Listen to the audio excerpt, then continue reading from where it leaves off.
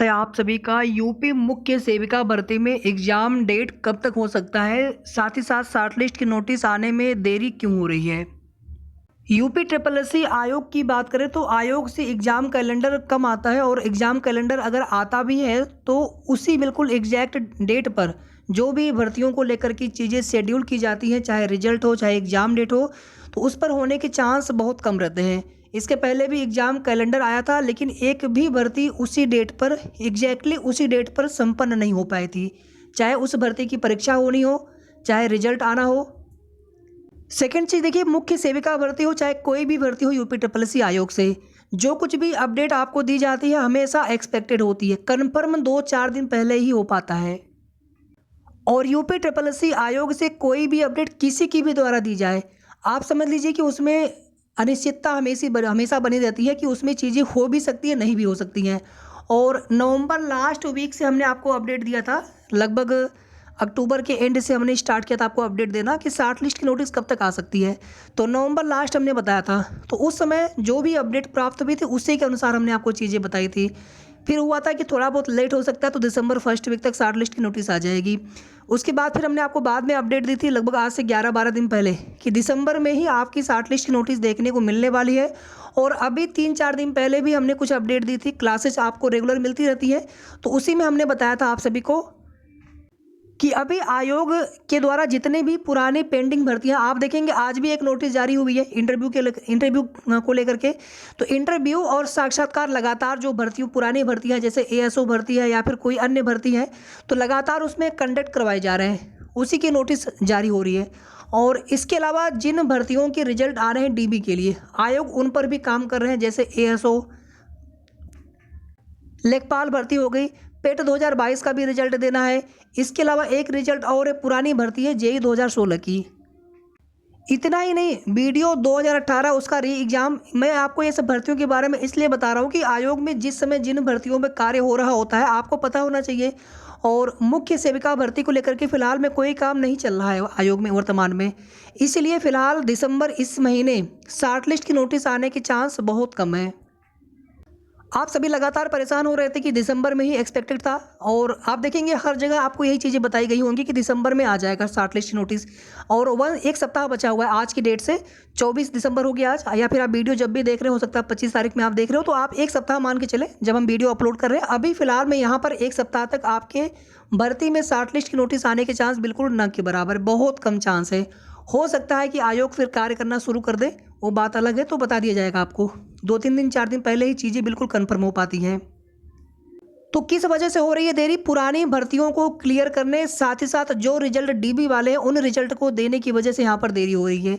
और जो कुछ भी एग्ज़ाम कंडक्ट करवाए जाएंगे अब जनवरी में एग्ज़ाम होने के चांस कम है, कोई भी भर्ती हो। और वैसे यूपी ट्रिपल एससी आयोग की तरफ से सबसे पहली परीक्षा आपकी भर्ती को लेकर के ही उनकी मंशा थी, उनकी योजना थी कि सबसे पहले मुख्य सेविका भर्ती की ही परीक्षा करवा लिया जाएगा। उसके बाद कंबाइंड टेक्निकल एक भर्ती है, पुरानी भर्ती है, वीडियो 2018 भर्ती है जिसमें री एग्ज़ाम होना है। इसके अलावा वन दरोगा भर्ती है, आईटीआई इंस्ट्रक्टर की भर्ती है, कई भर्तियां हैं जिनमें एग्ज़ाम होने हैं।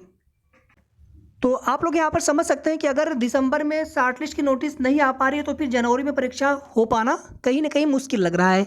शॉर्ट लिस्ट की नोटिस जब भी आएगी उससे कम से कम महीना भर आप मान के चलें, 1 मंथ प्लस माइनस 2-4 दिन हो सकता है एग्ज़ाम डेट आपकी रहेगी। यानी शॉर्ट लिस्ट की नोटिस आने के बाद से कम आपको महीने भर का समय मिल सकता है। आप सभी जानते हैं कि शॉर्ट लिस्ट की जब नोटिस आती है तो उसके बाद फिर मेंस के लिए फ़ी पेमेंट करना होता है, तो फ़ी पेमेंट करने के लिए कम से कम 10-15 दिन का तो समय मिलेगा ही मिलेगा।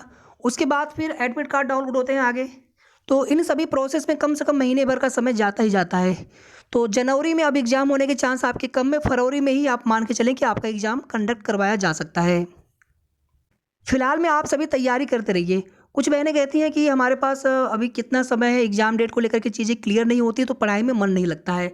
ऐसा आप कभी मत सोचा करिए, आप स्टडी करिए, पढ़ाई करिए, आपके पास जो एक्स्ट्रा समय मिल जा रहा है, जैसे आपने सोचा था कि आपका एग्ज़ाम दिसंबर या फिर जनवरी में हो जाएगा, अगर एग्ज़ाम डेट जनवरी से फरवरी में चला जा रहा है तो आपके पास 15-20 दिन 25 दिन का या फिर महीने भर का अगर अतिरिक्त समय मिल जाता है तो आप उस समय में और तैयारी को अपने अच्छे करिए, रिवीजन करिए चीज़ों को।